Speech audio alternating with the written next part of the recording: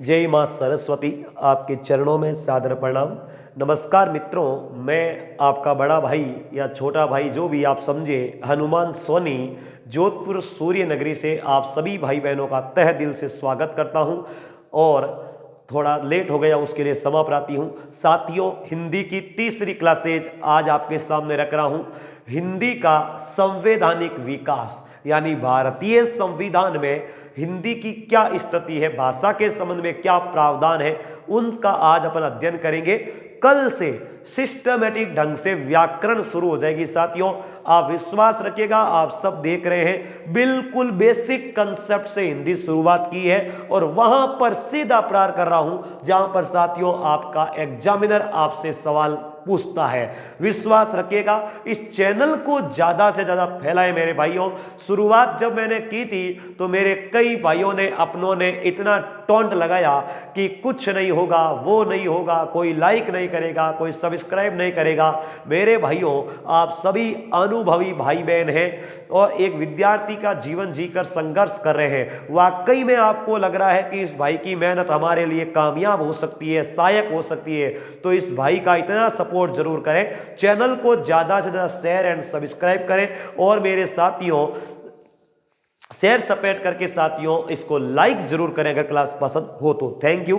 अब बात करेंगे HPS एजुटेक चैनल। आप जान गए होंगे, रोज रोज बताने का कोई महत्व नहीं मेरे भाइयों।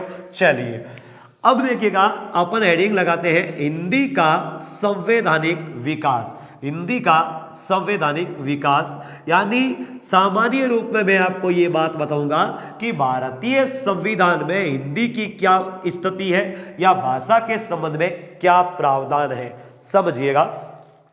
दोस्तों, मूल संविधान में 8 अनुसूचियां थी और 22 भाग थे।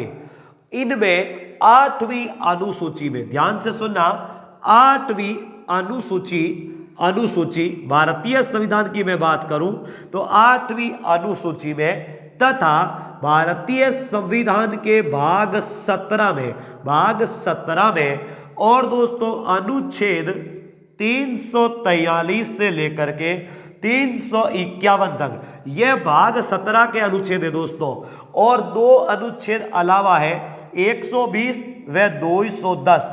यह अनुच्छेद जो है भारतीय संविधान में भाषा से संबंधित प्रावधान को प्रदर्शित करते हैं। रिपीट कर रहा हूं, भारतीय संविधान में भाषा का उल्लेख कहां पर है? 8वीं अनुसूची में। और कहां पर है? भाग 17 में, अनुच्छेद 343 से लेकर 351 तक। और अनुच्छेद 120 और 210 में, इन 2 अनुच्छेदों में भी क्या है? हिंदी की भाषा का या भाषा संबंधी प्रावधान है, जो आगे अपन बात करेंगे। अब दोस्तों देखिए, समझिएगा दोस्तों, भारतीय संविधान जो है वो मूल रूप से अंग्रेजी में लिखा गया था और आगे चलकर इसको ट्रांसलेट हिंदी में किया गया।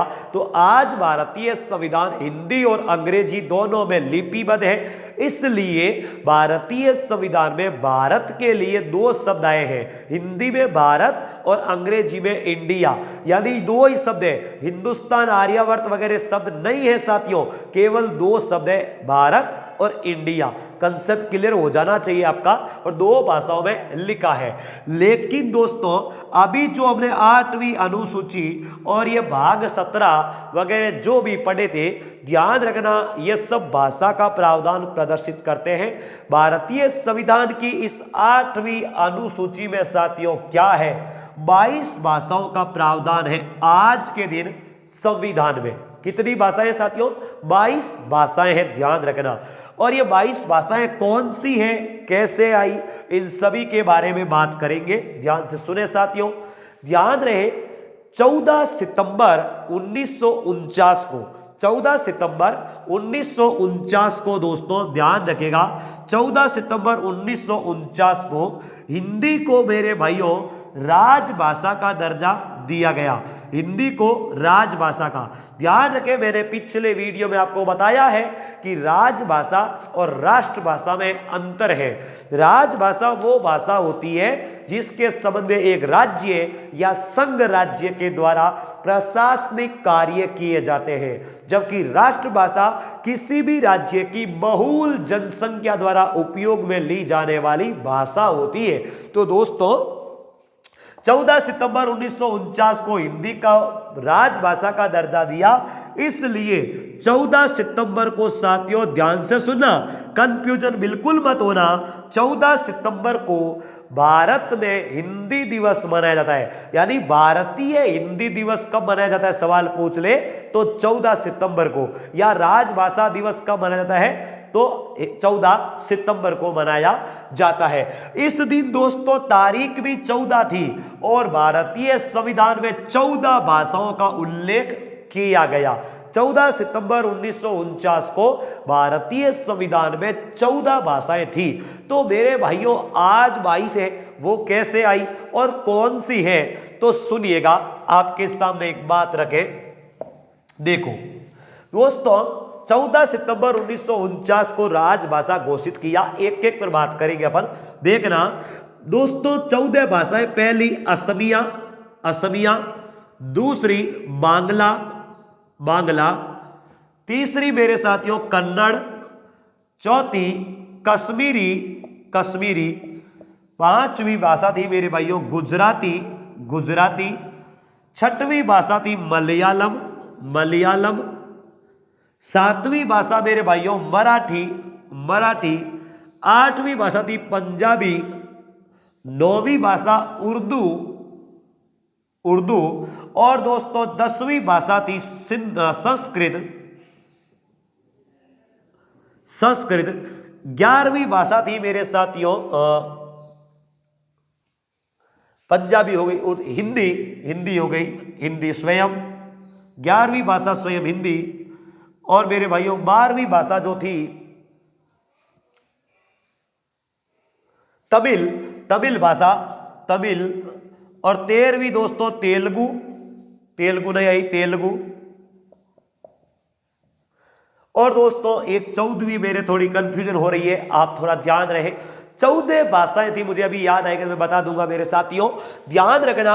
14 भाषाएं थी भारतीय संविधान में, जिस समय संविधान में राजभाषा हिंदी को घोषित किया 14 सितंबर 1949 को। यह थोड़ा ध्यान रखना। असमिया, बांग्ला, कन्नड़, कश्मीरी, गुजराती, मलयालम, मराठी, पंजाबी, उर्दू, संस्कृत, हिंदी, तमिल, तेलुगु,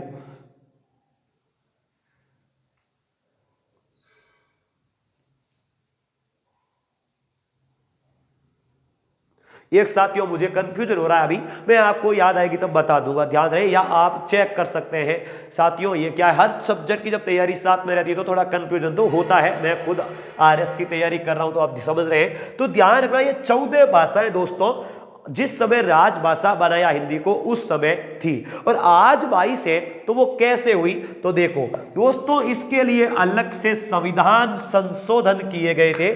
और ध्यान रखना, पहला संविधान संशोधन हुआ 21वां हिंदी भाषा के लिए भाषाओं के लिए 21वां संविधान संशोधन। दोस्तों ध्यान से सुनना, 21वां संविधान संशोधन 1987 में हुआ।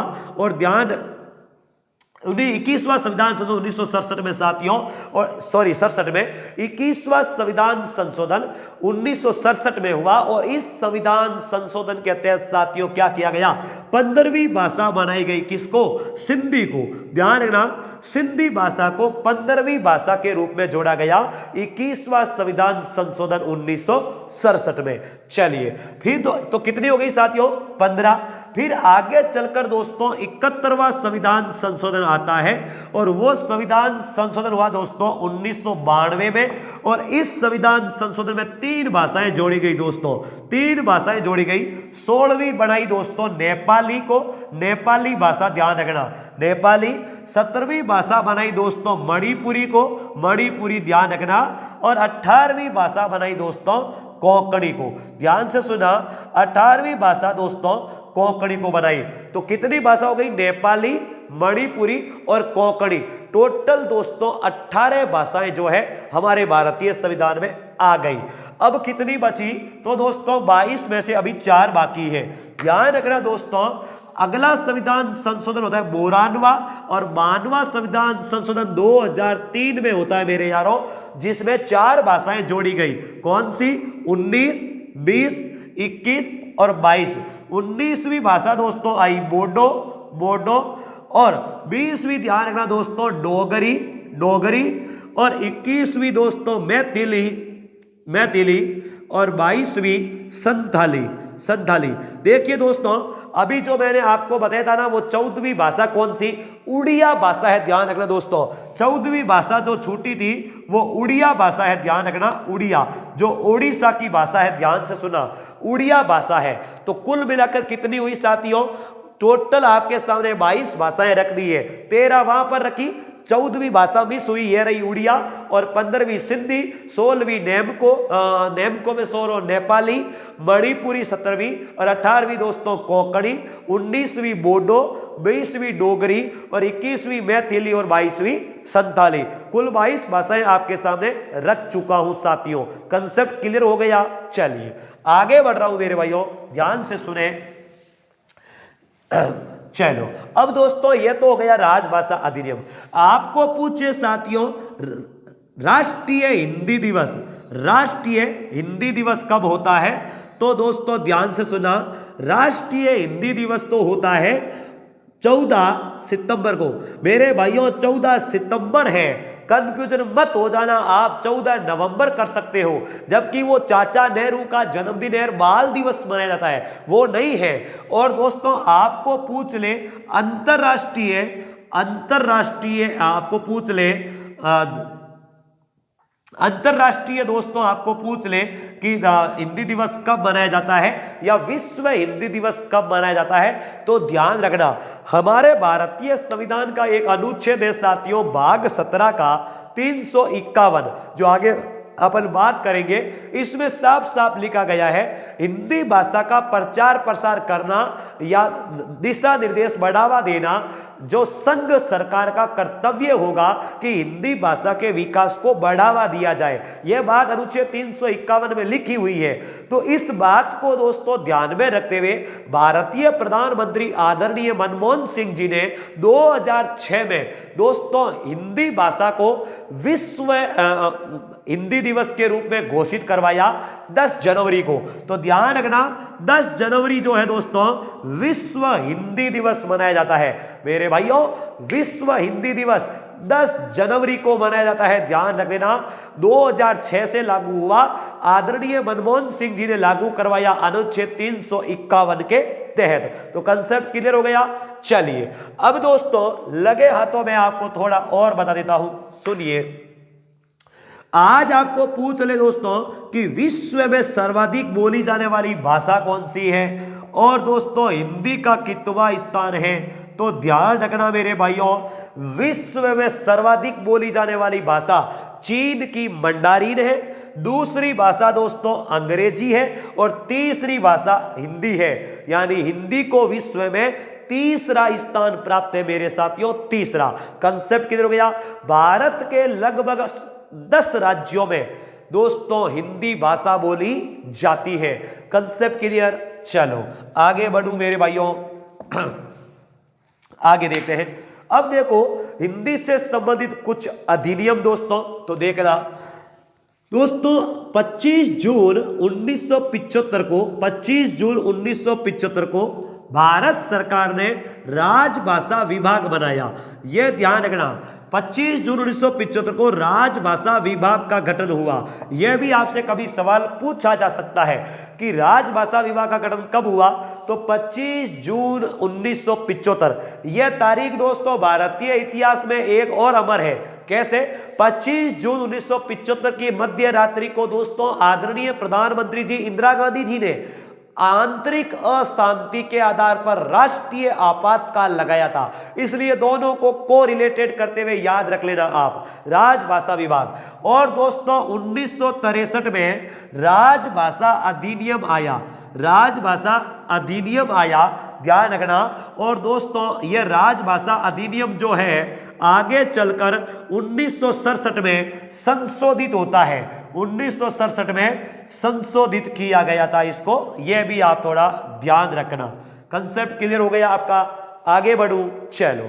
कोई भी चीज समझ में नहीं आए, आपका भाई आपके साथ हरदम है। अभी साथियों थोड़ी खर्चा ज्यादा लग रहा है, अभी लाइव नहीं आ रहे हैं, रिकॉर्डेड क्लासें अवेलेबल हो रही है। विश्वास रखिएगा, किसी भी समय कमेंट करें, आपका ये भाई आपके हरदम साथ खड़ा है। चलिए बस इस भाई को आगे बढ़ाना दोस्तों, ये आपका फर्ज है और इतना फर्ज अपना अदा करें। चले अब दोस्तों देखिएगा, मैंने अभी आपको बताया था कि अनुच्छेद 343 से 351 तो है ही, उसके अलावा भी 2 अनुच्छेद है। कौन कौन से? देखो, पहला है मेरे भाइयों 120, दूसरा है 210। इन अनुच्छेदों में क्या लिखा हुआ है सुनिएगा। पहला अनुच्छेद 120, दोस्तों अनुच्छेद 120 में साफ साफ लिखा हुआ है कि संसद में प्रयोग में ली जाने वाली भाषा, संसद में प्रयोग में ली जाने वाली भाषा, संसद में जो भाषा काम में ली जाती है उस भाषा का उल्लेख किया गया है, जिसमें साथियों हिंदी या अंग्रेजी तो है ही, उसके अलावा लोकसभा के अध्यक्ष या साथियों राज्यसभा के सभापति से अनुमति लेकर के कोई भी सांसद दोस्तों संविधान में प्रदत्त भाषा या मातृभाषा का प्रयोग कर सकता है। कंसेप्ट किधर हो गया? चलिए, और दोस्तों 15 वर्ष तक तो संविधान लागू होने के 15 वर्ष तक तो अंग्रेजी यथावत बनी रहेगी, यह बात भी लिखी हुई है जो आगे बात करेंगे। अनुच्छेद 210 में दोस्तों राज्य विधानमंडल की भाषा, राज्य विधानमंडल की भाषा का उल्लेख है, ध्यान रखना। इसमें साफ लिखा हुआ है मेरे भाइयों कि अनुच्छेद 210 के तहत कोई भी राज्य अपने खुद की प्रादेशिक राजभाषा यानी अपनी कोई खुद की प्रदेश की भाषा घोषित की हुई है तो अच्छा है, नहीं तो हिंदी को मान्यता दे सकता, प्राप्त हिंदी भाषा का प्रयोग करेगा और अंग्रेजी संविधान लागू होने के 15 वर्ष तक यथावत रहेगी। लेकिन कोई भी सदस्य जो विधानमंडल का सदस्य है दोस्तों, विधानसभा के अध्यक्ष या विधानमंडल के सभापति से अनुमति लेकर के अपनी मातृभाषा या संविधान में प्रचलित भाषा का प्रयोग कर सकता है। Concept clear? चलिए, मैं साथियों कोई हिंदी का स्पेशलिस्ट नहीं हूं, आपसे साफ कह रहा हूं, मैं केवल आपका मार्गदर्शन करूंगा। मुझे केवल इतना ही सपना है कि हर भाई बहन की हमें हेल्प करनी है, बस मैं काम मैं करूं। चलो आगे बढ़ रहे हैं। अब दोस्तों अपन पढ़ रहे थे भाग 17 जिसमें अनुच्छेद 343 से 351 तक। तो पहला अनुच्छेद 343 में क्या है दोस्तों? इसमें संघ की राजभाषा का उल्लेख किया गया है, संघ की राजभाषा। एक बात मैं आपको पहले बता देता हूं साथियों, जिस समय भारतीय संविधान में राजभाषा पर बातचीत हो रही थी तो एक समझौता हुआ, क्योंकि हमारा उत्तरी भारत ज्यादातर हिंदी को महत्व देता है और दक्षिणी भारत दोस्तों ज्यादातर अंग्रेजी को। तो हिंदी का समर्थन करने वाले और अंग्रेजी का समर्थन करने वाले, इन दोनों के बीच में दोस्तों विवाद खड़ा हो गया। तो ध्यान रखना, हिंदी विरोधी व हिंदी समर्थक, इन दोनों के बीच में जो विरोध हुआ तो हिंदी का समर्थन तो कर रहे थे साथियों गोपाल स्वामी आयंगर, और हिंदी का विरोध कर रहे थे साथियों जो हमारे के.एम. मुंशी। इन दोनों के बीच में जब समझौता करवाया गया तो उसे कहा गया मेरे भाइयों मुंशी आयंगर समझौता। यह 343 में नहीं है, यह तो मैं आपको साइड में बता रहा हूं, इसको समझाने के लिए ध्यान रखना। एक हिंदी में समझौता है मुंशी आयंगर समझौता। यह समझौता आखिर क्या है? यह समझौता साथियों क्या है मैं आपको बता रहा हूं, ध्यान से सुनना। इस समझौते में साथियों 2 बातें कही गई कि भारतीय संविधान के लागू होने से 15 वर्ष तक अंग्रेजी का प्रयोग यथासंभव रहेगा, उसके बाद में संसद जो है उचित उपबंध करेगी। दूसरी बात दोस्तों यह कही गई कि हिंदी कोई राष्ट्रभाषा नहीं है, हिंदी केवल राजभाषा है, राज कार्यों की भाषा है, यह बात कही गई। और दोस्तों ध्यान रखना 58वां संविधान संशोधन 1987 के तहत यह बात भी आगे बोली गई। 394 के अनुच्छेद 394 के भाग 2 में यह लिखा हुआ है कि अंग्रेजी के मूल पाठ का हिंदी अनुवाद जो होगा उसे प्राधिकृत पाठ माना जाएगा, यह बात कही गई थी। तो अब अपन बात कर रहे हैं 343। इस संघ की राजभाषा में दोस्तों पहला यह लिखा गया कि भारतीय संघ की राजभाषा हिंदी होगी, उसकी लिपि देवनागरी होगी और दोस्तों अंकों का जो रूप होगा वो भारतीय अंकों का अंतरराष्ट्रीय रूप होगा। वो कैसे? तो देखो भारतीय अंक तो दोस्तों आप पढ़ रहे हैं ऐसे, ये ऐसे होते हैं दोस्तों, ध्यान रखना ये ऐसे। तो दोस्तों ये ऐसे होते हैं भारतीय अंतरराष्ट्रीय अंक। इनका भारतीय अंक भाषा का अंक ऐसे होते हैं हिंदी भाषा के जिनको अंतरराष्ट्रीय अंकों में बदला गया ऐसे। तो ध्यान रखना यह रूप होगा मेरे साथियों। तो लास्ट बार बोल रहा हूं, वापस सुनना। इसमें क्या लिखा गया कि संघ की राजभाषा हिंदी होगी, उसकी लिपि देवनागरी होगी और अंकों का रूप भारतीय भाषा का अंतरराष्ट्रीय रूप होगा। Concept clear?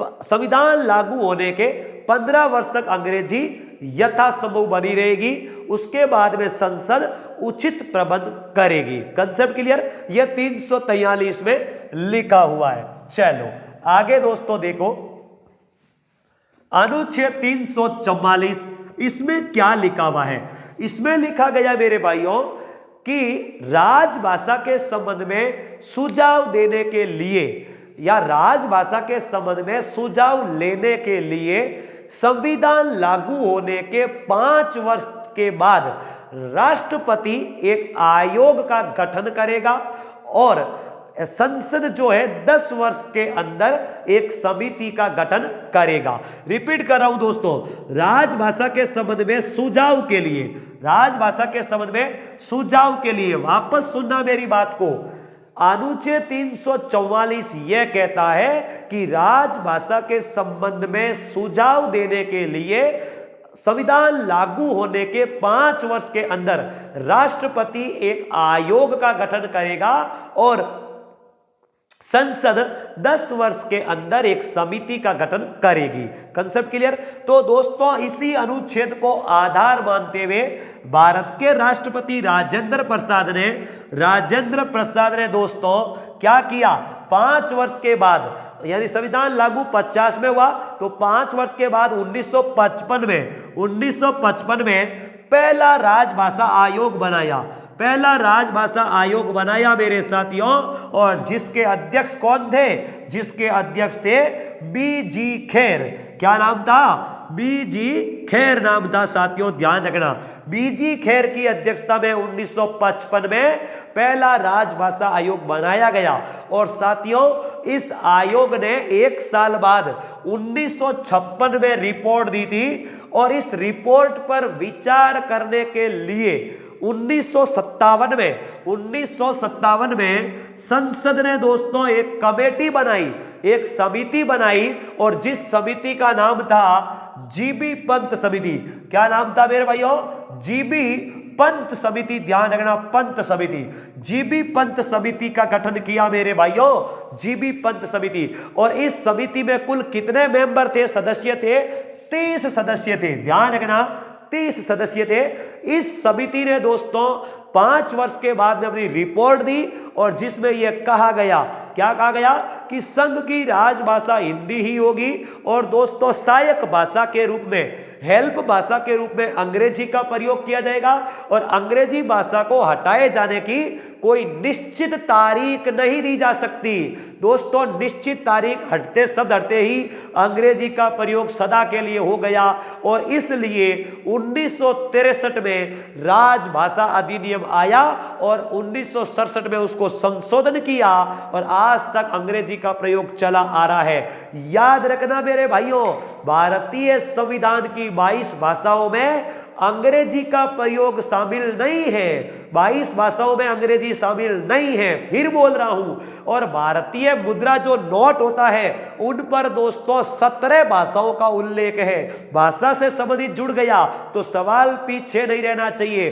भारत में सर्वाधिक बोली जाने वाली भाषा हिंदी, उसके बाद में तो बांग्ला भाषा होगी दोस्तों, ध्यान रखना बांग्ला। चलो आगे बढ़ रहा हूं मेरे भाइयों, अनुच्छेद 345 दोस्तों, अनुच्छेद 345 ये कोई रटा रटाया एक दिन का काम नहीं है मेरे भाइयों। काफी नींद खोई है इस आंखों से, तब जाकर आपके सामने खड़े होकर ये बोलने का हौसला आया है। बस आपसे इतनी उम्मीद करता हूं, इस भाई को आगे ले जाना है तो आपको क्या करना होगा वो आप सभी जानते हैं मेरे भाइयों। कोई कमी है इस भाई में, एक अध्यापक के रूप में कोई कमी है तो मुझे जरूर सुझाव दें, मैं उसमें जरूर सुधार करूंगा। Thank you. चलिए आगे बढ़ रहे हैं मेरे भाइयों, अनुच्छेद 345 यह दोस्तों राज्य विधानमंडल में भाषा चुनने का अधिकार है। विधानमंडल में भाषा चुनने का अधिकार क्या कह रहा है मेरे भाइयों, ध्यान से सुनना। यह कह रहा है कि अनुच्छेद 345 के तहत राज्य विधानमंडल अपनी स्वयं की प्रादेशिक भाषा का प्रयोग कर सकता है या हिंदी का प्रयोग कर सकता है या अन्य संविधान में प्रदत्त भाषा जो हो सकती है प्रयोग कर सकता है।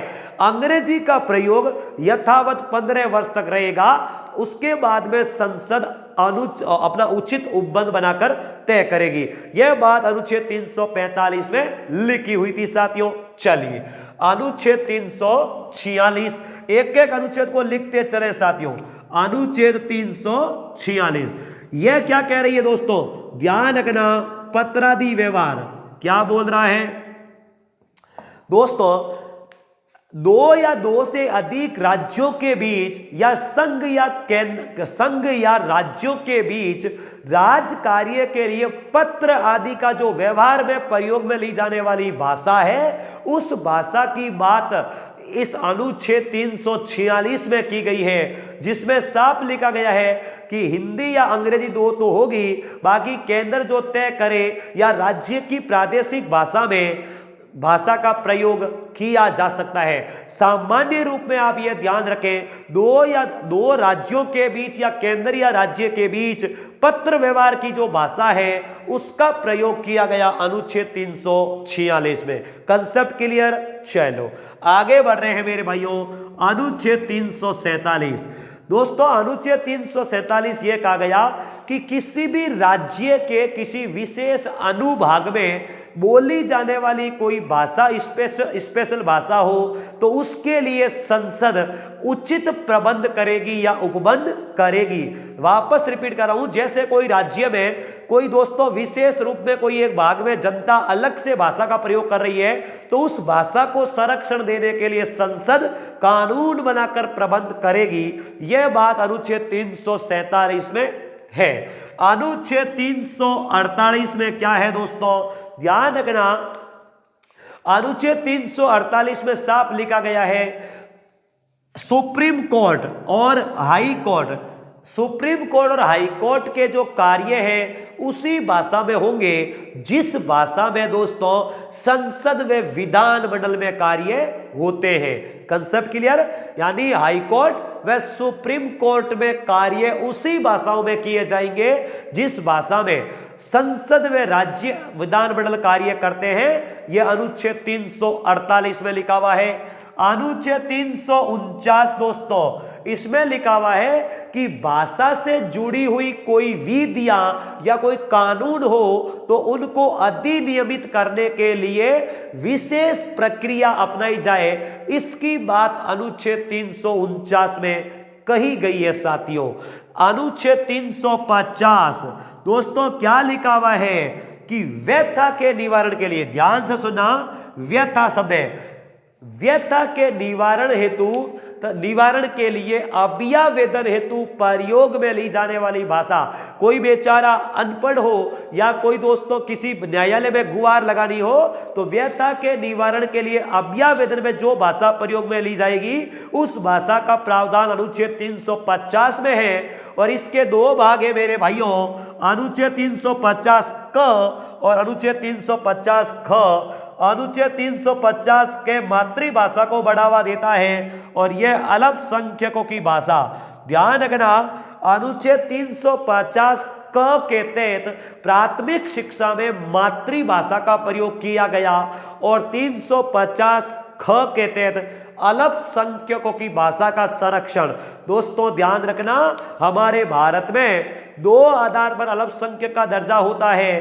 पहला, जनसंख्या, किसी विशेष धर्म की जनसंख्या या भाषा के आधार पर कम हो तो उन्हें अल्पसंख्यक का दर्जा दिया जाता है। लास्ट दोस्तों, अनुच्छेद 351। अनुच्छेद 351 में साफ लिखा गया कि हिंदी भाषा को बढ़ावा देने के लिए दिशा निर्देश, जिसमें संघ सरकार का यह कर्तव्य होगा कि हिंदी भाषा को बढ़ावा दे। और साथियों, इसी अनुच्छेद को आधार मान करके भारत के प्रधानमंत्री मनमोहन सिंह जी ने साथियों 2006 में हिंदी को विश्व हिंदी दिवस घोषित करवाया। तो कंसेप्ट क्लियर हो गया आपका। उम्मीद करता हूं कि आपको संविधान में हिंदी की क्या स्थिति है समझ में आई होगी। मेरा पूरा प्रयास रहा दोस्तों बेहतर से बेहतर देने का। आप एक बार नहीं समझ में आए तो 2 बार देखें और चैनल को ज्यादा से ज्यादा फैलाएं मेरे भाइयों। Thank you very much. Good night. सलाम मेरे प्यारे भाई बहनों।